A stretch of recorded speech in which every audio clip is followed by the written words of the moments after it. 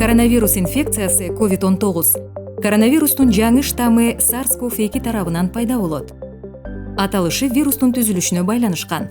Анын тикен сымал өсүндүлөрү таажыны элестетет. Өзүнүн тикенегинин белок спайкы жардамы менен вирус дени сак клетканы ачкыч менен ачкан сыяктуу кирип кошулат. Андан соң вирус клетка менен биригет, ал эми анын гендик материалы ичине кирет. Дени суу клетканын ичине киргенден кийин коронавирус клетканы программалайт. Ал жаңы вирустарды өндүрүү боюнча фабрика болуп калат. Ооруга чалдыккан вирус бузулуп, жана жок болгонго чейин ал вирустун миллиондогон көчүрмөлөрүн чыгара алат. Вирустун жугуусу жөтөлүү, чүчкүрүү же сүйлөшүү учурунда негизинен аба аркылуу жүрөт.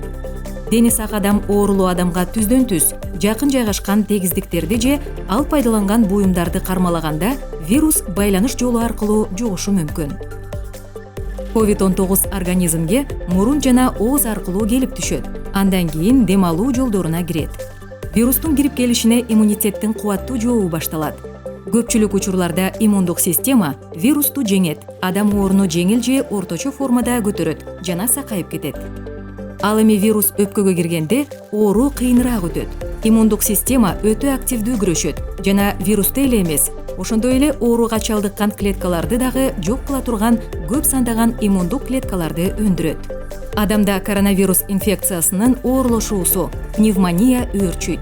Альвеолалар суюктукка толот жана өпкө организмди жетишээрлик өлчөмдөгү кычкылтек менен жабдый албай калат. Кычкылтек жетишсиздигинен улам жүрөк жыйрылууларынын жана дем алуу кыймылдарынын жыштыгы көбөйөт. Адамдын дем алуусу кыйындайт, абалы оор болушу жана ал гана эмес кескин оорулошуп кетиши мүмкүн.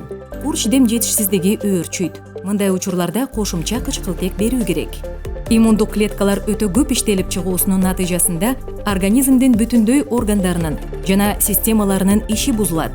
Бул бактериялык инфекциясынын кошулуусун жеңилдетет.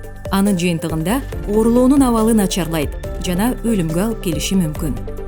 Коштогон жүрөк кан тамыр ооруларынан, диабет, семирүү, дем алуу органдарынын ооруларынан жабыркаган 60 жаштан жогорку курактагы адамдарда оорулошуулар жана дарттын оор өтүү тобокелчилиги жогору. Эмдөө коронавирустун оор өтүүсүнөн коргоодо өзүнүн эффективдүүлүгүн далилдеди. Ал жогорку тобокелчилик топторундагы өлүм көрсөткүчүн кыйла азайтат. Өзүңөрдү жана жакындарыңарды коргогула.